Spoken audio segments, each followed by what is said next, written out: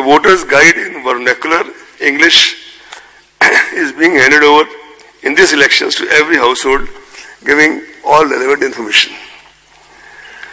On the ballot unit, below the name of the last candidate, there will be a button for nota option for the voters who do not wish to vote for any of the candidates. And as an additional measure to eliminate confusion in the minds of our voters, where you press the button in front of that, there is a photograph of the candidate also, so that you make a more conscious choice, seeing the photograph of the candidate for whom you want to vote. Voter assistant booths will be set up at every polling station to extend facilitation to the voters. There are approximately 10 lakh polling stations this year as compared to 9 lakh in 2014, an increase of 10.1%. Why I have used the word approximately is that in some special circumstances, for example, exigencies of weather, snowfall, etc., with the permission of the Commission, a new or auxiliary polling station can be opened even at the last minute. Of course, before the elections.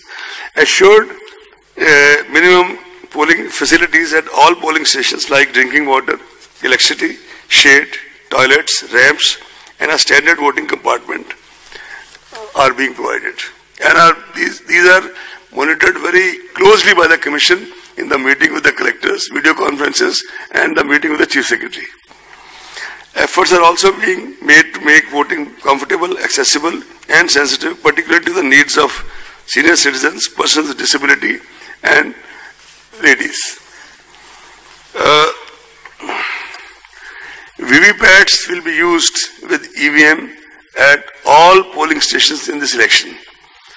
Adequate number of both have been made available for smooth conduct of elections. The ballot units already reached the destination as per requirement, 23.3 lakhs. The control unit, 16.35 lakhs, and VVPATs, 17.4 lakhs. This also includes, by the way, reserve units, because as per the SOP, for example, if the control unit starts malfunctioning, then entire thing is changed. But if the VVPAT stops malfunctions, VVPAT is changed, something like that. And these are details. So accordingly, the requirement as well as the reserves have been worked out. The Commission has specified elaborate standard operating procedures for EVMs and VVPATs, including FLC, mock poll, two-stage randomization, mandatory VVPAT slip count in one randomly selected polling station per assembly segment. There are very stringent security and administrative protocols related to the machines, including their storage movement, usage, as well as handling reserve and VVPATs. In fact, after these 4 or 5 anecdotal incidents of the last 5 poll-gone states, new fresh SOPs have been issued for making the last mile transportation even of the reserve EVMs very, very stringent and rigid, including the putting of monitoring by GPS, etc. The Commission has laid a lot of emphasis on widespread demonstration and awareness activities at the assembly as well as booth level in order to familiarize as many voters as possible with EVM and VVPATs. Consequent on the schedule of announcement of general elections through the press note, the MCC for the guidance of political parties and candidates comes into effect from today itself in the entire country.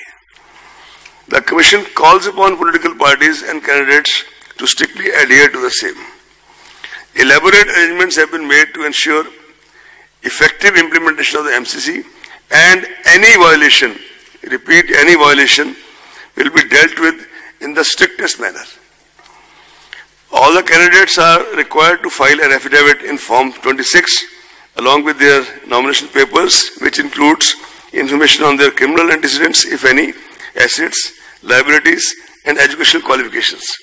As all of you are aware, recently all the proposals of the Commission regarding the expansion of and revealing more information, including of HUF, was accepted by Ministry of Law, and accordingly the Form 26 has been already revised and circulated all over. This format was amended on 26 February 2019. Non-filling of this affidavit in the prescribed format, which also now includes giving you a PAN number, if you have, will result in rejection of nomination paper. Will result in rejection of nomination paper.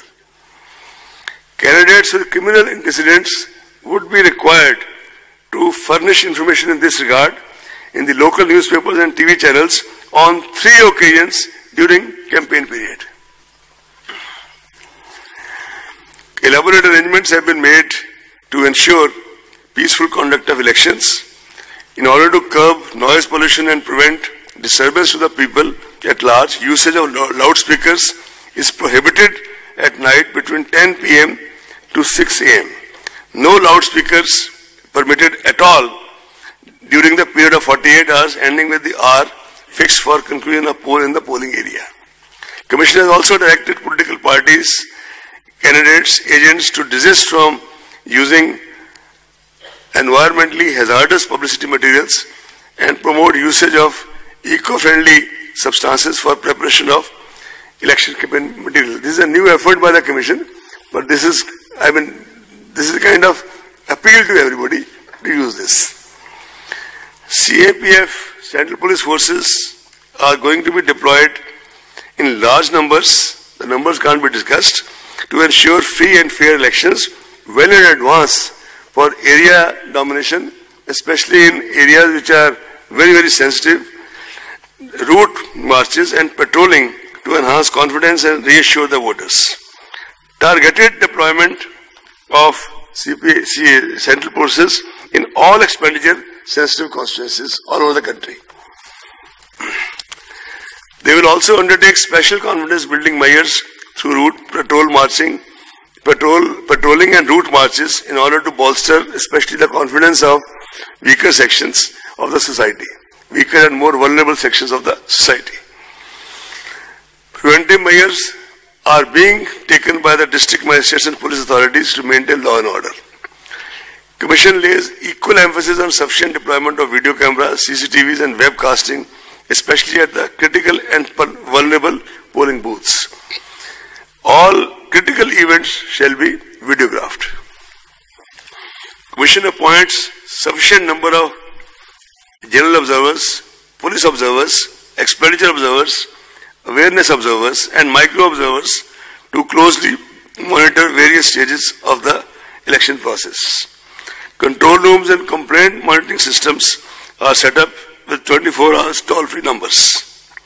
In fact, on the issue of central observers, this time Commission has taken a conscious decision that wherever required in those states or UTs which are expenditure sensitive and wherever there are major security issues, we would be sending special observers of sufficient seniority and experience and standing and stature to these places.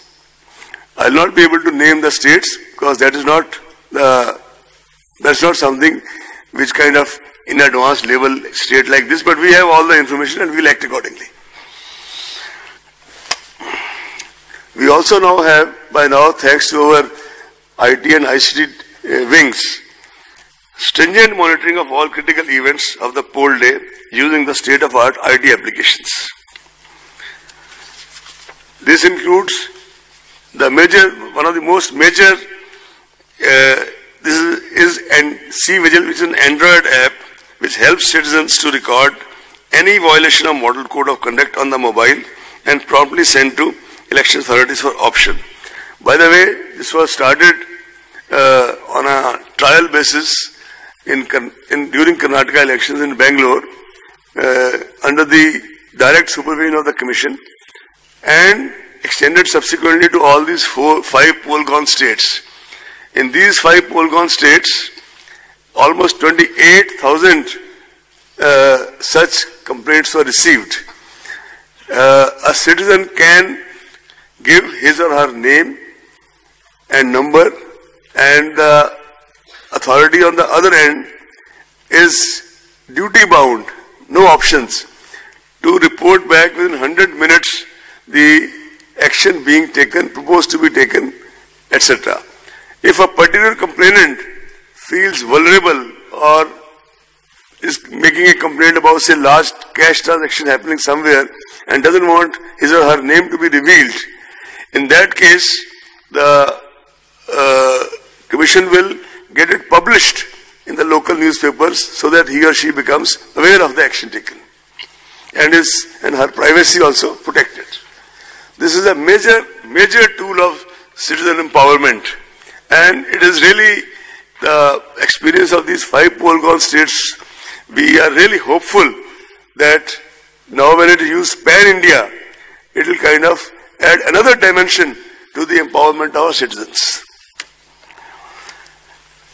We also have started a PWD app for persons with disability for registration, modification, as well as to ask for doorstep facilities and wheelchair on the day of poll.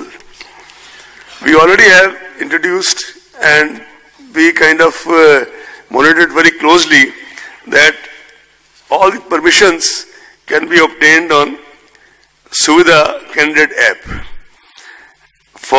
and they can also track their status.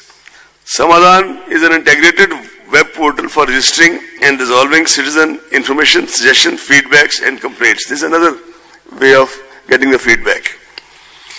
As you are aware, the Commission for many years, under one of its former CECs, had started systematic voters education and electoral participation, that called SWEEP. This program is basically for dissemination, advocacy and communication.